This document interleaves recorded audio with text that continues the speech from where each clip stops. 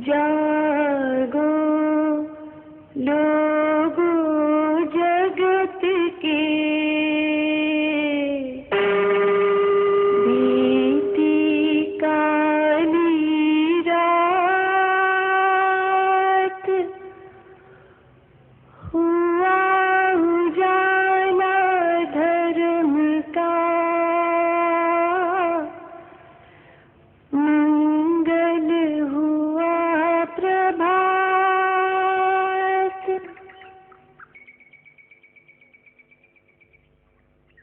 धर्म का शुद्ध स्वरूप कायम हो। धर्म पर जो संप्रदाय के छिलके लग गए, इन छिलकों ने धर्म को छिपा लिया। इन छिलकों को दूर करें। धर्म का शुद्ध रूप उजागर होगा तो धर्म का वर्चस्व बढ़ेगा, अन्यथा संप्रदायों का वर्चस्व बढ़ता जाएगा और देश में, विश्व में अशांति ही अशांति रहेगी। धर्म का शुद्ध स्वरूप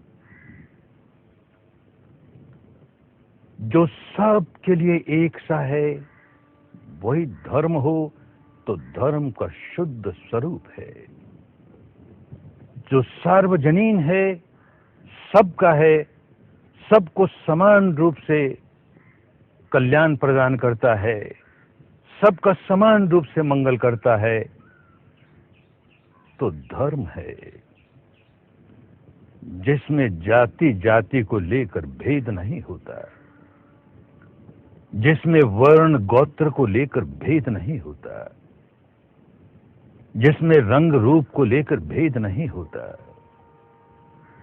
जिसमें देश प्रदेश को लेकर भेद नहीं होता, जो सबका है, कुदरत का कानून सबका है, निसर्ग के नियम सबके लिए एक जैसे हैं, ये समझते रहें तो देखेंगे धर्म अपने शुद्ध रूप में कायम हो रहा है।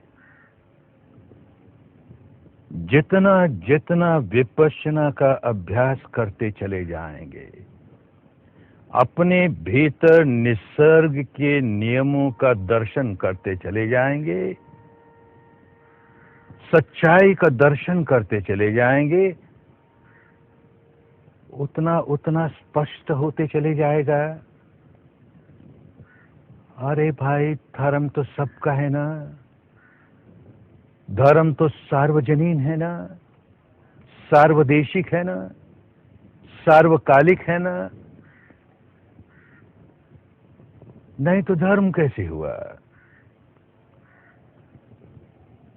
इस मापदंड से मापते रहेंगे, धर्म की शुद्धता को इस मापदंड से मापते रहेंगे, सार्वजनीन है या नहीं। कोई भी कह सकता है कि मैं जिसे धर्म कहता हूं वो भी तो सार्वजनीन है, कोई पालन करे तो उतना ही कल्याण होगा। लेकिन पालन करने में भी तो सार्वजनीनता चाहिए। अगर पालन करने वाले को हिचक हो कि मैं कैसे पालन करूं, ये तो मेरे लिए ठीक नहीं है, तो कठिनाई खड़ी हो जाएगी ना। एक आदमी भली भांति सोच समझ करके देखे कि भाई मैं शील का पालन करता हूं, अपने शरीर से, अपने वाणी से किसी की शांति भंग नहीं करता, किसी की हानि नहीं करता, किसी को पीड़ा नहीं पहुंचाता, तो अच्छी बात, इसमें बुरी बात क्या। जब मैं अपने शरीर या वाणी से किसी को भी हानि पहुंचाता हूं तो पहले अपनी हानि करने लगता हूं, क्योंकि अपने भीतर विकार जगाता हूं, और ये कुदरत का नियम तो ऐसा है कि विकार जगाते ही मैं स्वयं व्याकुल हो जाता हूं। तो भाई, अपने भले के लिए, औरों का भला तो पीछे, पहले अपने भले के लिए मैं शरीर और वाणी से किसी को हानि न पहुंचाऊं, किसी को पीड़ा न पहुंचाऊं। इस बात को स्वीकार करने में किसी भी जाति के व्यक्ति को क्या इतराज होगा, किसी भी वर्ण के व्यक्ति को क्या इतराज होगा, किसी भी समाज के व्यक्ति को क्या इतराज होगा, किसी भी देश के व्यक्ति को क्या इतराज होगा, किसी भी बोली भाषा के व्यक्ति को क्या इतराज होगा। सार्वजनीन बात, अपने भले के लिए भी लोग स्वीकार करेंगे, औरों के भले के लिए भी स्वीकार करेंगे। और फिर धर्म का अगला कदम, भाई शील सदाचार का जीवन जीना है, अपने भले के लिए भी औरों के भले के लिए भी, तो मन तो वश में होना चाहिए ना। तो मैं अपने मन को वश में करने की कोई प्रैक्टिस करूं, कोई एक्सरसाइज करूं। अब प्रैक्टिस भी किस प्रकार की? प्रैक्टिस के लिए ऐसा आलंबन हो जो सार्वजनीन हो। अगर आलंबन सार्वजनीन नहीं है, ये आलंबन तो अमुक संप्रदाय का है, ये आलंबन अमुक संप्रदाय का है, फिर कठिनाई खड़ी हो जाएगी, तो धर्म सार्वजनीन नहीं होगा। तो इसलिए शुद्ध धर्म के रास्ते चलने वाले के लिए आलंबन मिला, चित्त को एकाग्र करने के लिए आलंबन मिला। सांस आ रहा है, सांस जा रहा है। अब सांस न हिंदू है, न बौद्ध है, न जैन है, न ईसाई है, न ब्राह्मण है, न शूद्र है। अरे सांस सांस है भाई, आ रहा है, जा रहा है। हम उसे जान रहे हैं, उसे जानते हुए अपने चित्त को एकाग्र कर रहे हैं, और एकाग्र ही नहीं कर रहे, चित्त को निर्मल करने का भी काम कर रहे हैं। क्योंकि इसको जानते जानते हम अगला कदम उठाने लगते हैं कि भीतर प्रज्ञा जागने लगती है, और भीतर प्रज्ञा जागने लगती है तो हमारा और कल्याण होने लगता है। तो समाधि का जो काम किया, धर्म के दूसरे चरण उठाने का जो काम किया, वो भी सार्वजनिक। सांस के सहारे सहारे हमने समाधि के क्षेत्र में आगे बढ़ने का काम शुरू किया। अब जब प्रज्ञा का काम करते हैं तो शरीर पर संवेदनाएं हो रही हैं, इस तरह की संवेदना है या उस तरह की संवेदना है। अब जो इस तरह की संवेदना है, न उसको हिंदू संवेदना कह सकते हैं, उस तरह की संवेदना है न उसे मुस्लिम संवेदना कह सकते हैं। अरे संवेदना संवेदना है, सबको एक जैसी होती है। शरीर का स्वभाव है, गर्माता भी है, पसीजता भी है, धड़कता भी है, फड़कता भी है, इसमें स्पंदन भी होते हैं, इसमें सिहरन भी होती है, इसमें पुलकन भी होती है, इसमें धूजन भी होता है, इसमें कंपन भी होता है, इसमें भारीपन भी होता है, दबाव भी होता है, दुखाव भी होता है। सबको होता है ना। केवल हिंदुओं को होता हो, मुसलमानों को ना होता हो, बौद्धों को ना होता हो, जैनियों को होता हो? अरे ऐसा नहीं ना। ब्राह्मणों को होता है, शूद्रों को नहीं होता है, वैश्यों को होता है, क्षत्रियों को नहीं होता है, ऐसा नहीं ना। सबको होता है भाई, सार्वजनीन है। और इन संवेदनाओं को देखते देखते देखते हम अपने मन के स्वभाव को पलटते हैं। इन्हीं संवेदनाओं के प्रति मन ने ऐसा स्वभाव बना लिया था कि ये जब सुखद लगती हैं तो राग पैदा करे, दुखद लगती हैं द्वेष पैदा करे। उसका वो स्वभाव तोड़ रहे हैं। सुखद लगे तो भी हम राग नहीं पैदा करते, दुखद लगे तो भी हम द्वेष नहीं पैदा करते। तो विकारों से छुटकारा होता है, क्रोध से छुटकारा होता है, द्वेष से छुटकारा होता है, अहंकार से छुटकारा होता है, वासना से, भय से, ईर्ष्या से, मात्सर्य से। ये सार्वजनीन रोग है ना। जब किसी को क्रोध जागता है तो क्या लेबल लगाएंगे? कहेंगे ये हिंदू क्रोध है, कि ये बौद्ध क्रोध है, कि जैन क्रोध है, कि मुस्लिम क्रोध है। और उस क्रोध की वजह से जो व्याकुलता आती है भीतर, उसे क्या लेबल लगाएंगे? ये अब कि हिंदू व्याकुलता आई, कि बौद्ध व्याकुलता आई, कि जैन व्याकुलता आई। अरे सार्वजनीन रोग है ना, सबका एक जैसा रोग है। तो जो सबका एक जैसा रोग है, उस रोग की औषधि भी एक जैसी होनी चाहिए, सार्वजनीन होनी चाहिए। धर्म औषधि हमारे रोगों की, तो धर्म सार्वजनीन होना चाहिए। हमने सांस का सहारा लिया, सार्वजनीन है। हमने इन संवेदनाओं का सहारा लिया, सार्वजनीन है। हर आदमी अपनी संवेदनाओं को देखकर अपने मन के स्वभाव को पलट सकता है, विकारों से मुक्ति पा सकता है, आसक्तियों से मुक्ति पा सकता है। ये जो श्राव बहने लगे, विकार जागा और श्राव बहने लगा, एक रसायन बहने लगा भीतर, सबको एक जैसा है ना, और वो रसायन इतना अप्रिय लगा कि उसकी वजह से फिर विकार जागा, सबको ऐसा ही है ना। उसके प्रति आसक्ति हुई तो संवेदनाओं के प्रति आसक्ति हुई, सबको एक जैसी बात है ना। आदमी कहता है कि उसे व्यसन लग गया, कोई कहता है इसे शराब का व्यसन लग गया। भीतर जाकर के विपश्यना के सहारे जब सच्चाई को देखेंगे तो साफ मालूम होगा व्यसन शराब का नहीं है, व्यसन संवेदनाओं का है। शराब पीने से जो एक प्रकार की संवेदना होती है वो प्रिय लगने लगी और बार बार अर्ज उठती है, बार बार जी चाहता है वैसे संवेदना फिर हो, वैसे संवेदना फिर हो। ये अंतर्मन में चल रहा है। ये ऊपर ऊपर वाला मन तो शराब फिर चाहिए, शराब फिर चाहिए, लगता है शराब का व्यसन है। अरे शराब का व्यसन नहीं भाई, इन संवेदनाओं का व्यसन है। जुए का व्यसन नहीं भाई, इन संवेदनाओं का व्यसन है। इसी तरह से क्रोध का व्यसन नहीं भाई, इन संवेदनाओं का व्यसन है। वासना का व्यसन नहीं, इन संवेदनाओं का व्यसन है। ये बात जितनी जल्दी जिसके समझ में आ जाए वो इन संवेदनाओं को देखते देखते देखते अपने व्यसन के बाहर निकल जाए। किस प्रकार शराब के व्यसन में डूबे हुए लोग, एक शिविर होता है, 2 शिविर होता है, 3 शिविर होते हैं, कोई धमकी नहीं देता घर जाकर शराब पिएगा तो तुझे वो कुंभी पाक नरक मिलेगा, कोई नहीं कहता। इन्हीं संवेदनाओं को देखते देखते देखते अब दृष्टा भाव से देख रहा है, साक्षी भाव से देख रहा है, निसंग भाव से देख रहा है, तो उन संवेदनाओं का कोई असर नहीं होता। उनका व्यसन टूट रहा है, आसक्ति टूट रही है। अरे ये सबको होता है ना। तो हमारा सार्वजनीन रोग है और ये सार्वजनीन इलाज है। किसी को मलेरिया हो जाए तो क्या कहेंगे, ये हिंदू मलेरिया है, क्या कहेंगे ये मुस्लिम मलेरिया है। अरे मलेरिया मलेरिया है भाई। और जब उसे कुनैन देंगे तो क्या कहेंगे, ये हिंदू कुनैन है, ये मुस्लिम कुनैन है। अरे कुनैन कुनैन है भाई। किसी को प्लेग हो गई तो क्या हुआ, उसे हिंदू प्लेग हो गई कि उसे मुस्लिम प्लेग हो गई। और जब उसे टेट्रासाइक्लिन का इंजेक्शन दिया गया तो ये हिंदू है कि मुस्लिम है। अरे कहां उलझ गए। बात समझे, धर्म सबका एक जैसा है।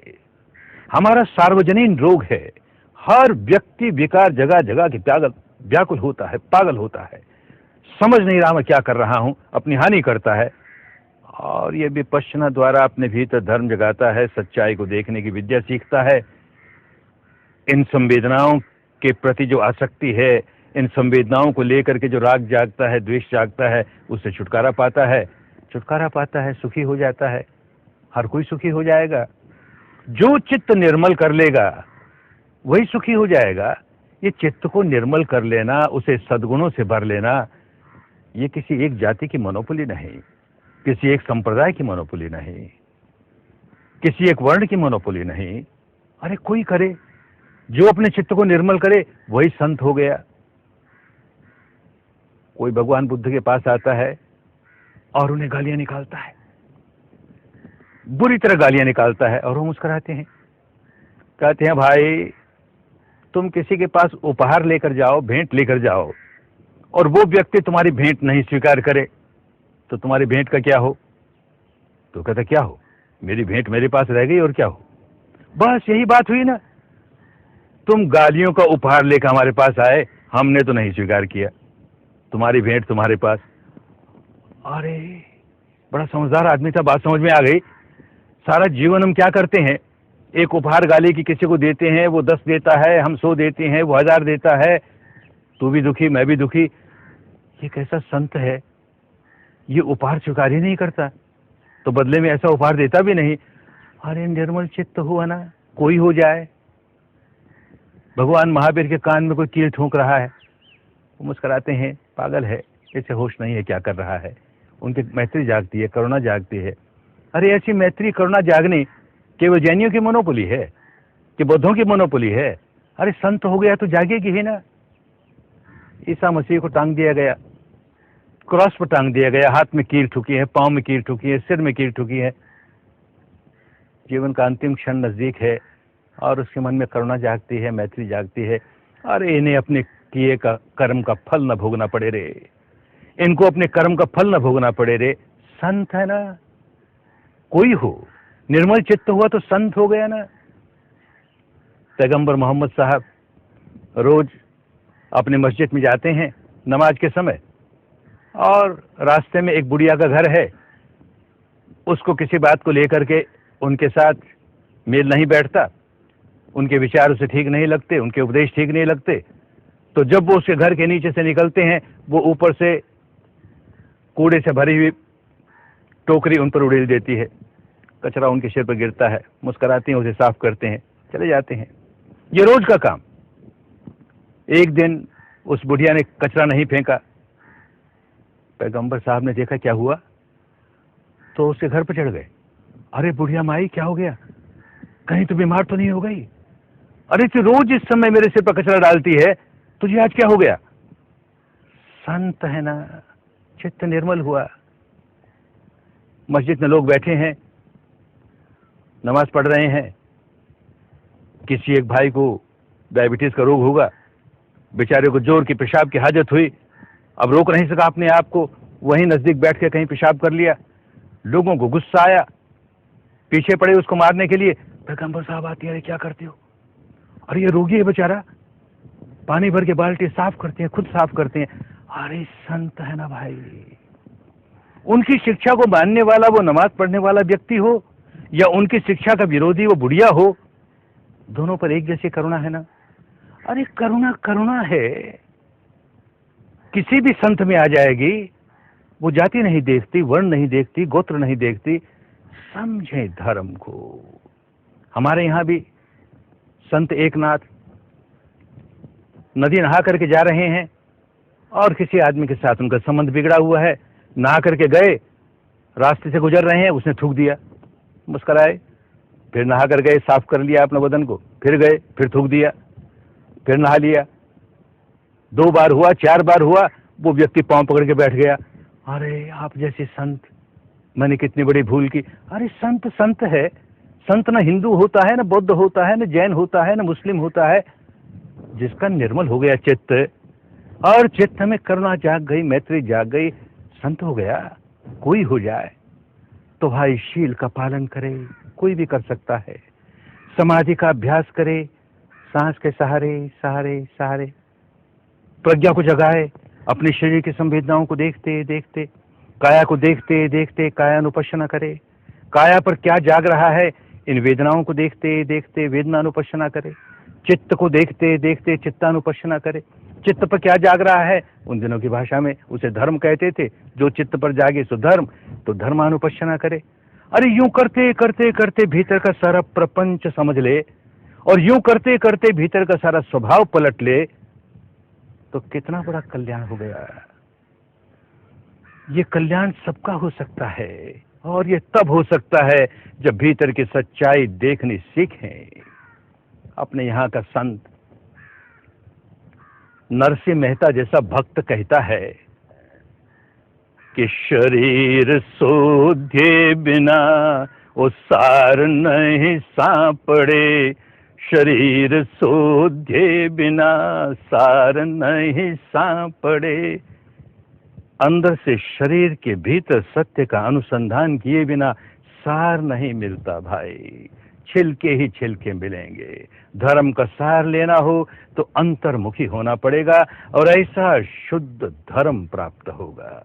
ऐसा शुद्ध धर्म जागे, देश की राजनीति में जागे, समाज नीति में जागे, व्यापार नीति में जागे, शिक्षा नीति में जागे, सर्वत्र जागे। बड़ा कल्याण होगा, बड़ा मंगल होगा। खूब कल्याण हो, खूब मंगल हो।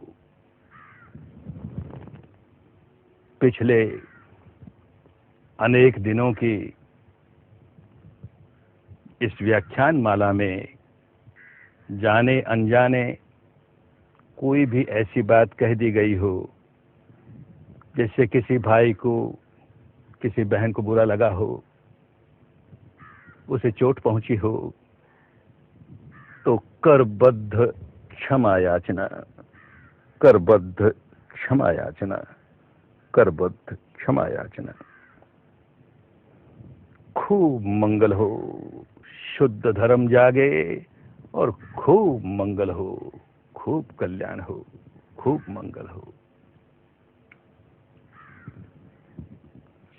सबका मंगल, सबका मंगल, सबका मंगल हुए रे।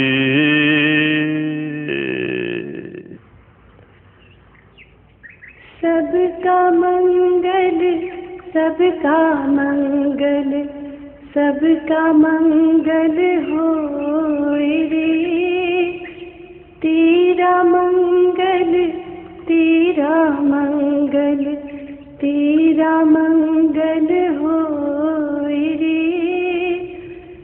शुद्ध धर्म घर घर में जागे, शुद्ध धर्म घर घर में जागे, घर घर शांति समाए रे, घर घर शांति समाए रे।